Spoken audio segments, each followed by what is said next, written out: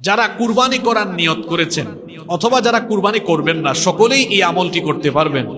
জিলহজের চাঁদ উদিত হওয়ার পরে নখ, হাত পায়ের নখ, চুল, দাড়ি, গোঁফ বা শরীরের অবাঞ্ছিত কোনো অংশের লোম কর্তন করা যাবে না। এটি অন্যতম গুরুত্বপূর্ণ একটি আমল। সুনানে ইবনে মাজাহ হাদিস বর্ণিত হয়েছে, নবী করিম সাল্লাল্লাহু আলাইহি ওয়াসাল্লাম বলেছেন, মান রাআ হিলাল যিল হিজ্জাহ ওয়া আরাদা আন ইউদহি ফালা ইয়াখুযান্না মিন শা'রিহি ওয়ালা মিন আযফারিহি।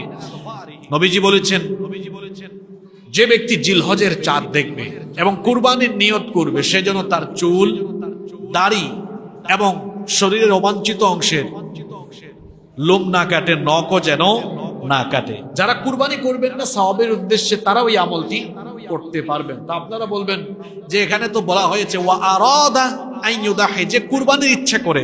তো আমাদের তো কুরবানির ইচ্ছা নাই, আমরা কেন এই আমলটি করব? শুনেন কেন করবেন। আপনাদেরকে একটা হাদিস শোনাই, মুস্তাদরাকে হাকিমের মধ্যে এই হাদিসটি বর্ণিত হয়েছে। আব্দুল্লাহ ইবনে উমর রাদিয়াল্লাহু আনহুমা, তিনি একবার রাস্তা দিয়ে যাচ্ছেন।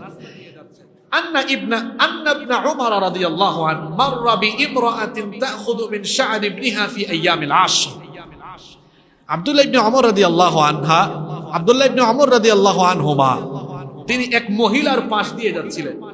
ওই মহিলা তার সন্তানের চুল কেটে দিচ্ছিল। এটি দেখে তিনি বললেন, লাউ আখারতিহি ইলা ইয়াউমিন নাহরি কানা আহসান।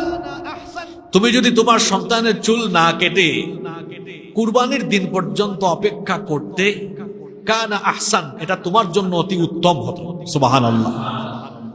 তাহলে বোঝা গেল যে যিনি কুরবানি করবেন না, তিনিও এই আমলটি করতে পারেন। আমরা সওয়াবের উদ্দেশ্যে এই আমলটি করব ইনশাআল্লাহ। জিলহজের চাঁদ ওঠার আগেই আমাদের যদি প্রয়োজন হয় নখ, চুল, দাড়ি বা অবাঞ্ছিত অংশের লোম কর্তন করার প্রয়োজন হলে আমরা সেটা করে ফেলবো। জিলহজের চাঁদ উদিত হওয়ার পরে, চাঁদ দেখার পরে আমরা এটি আর করবো না। আল্লাহ এই আমলটির তৌফিক আমাদেরকে দান করেন।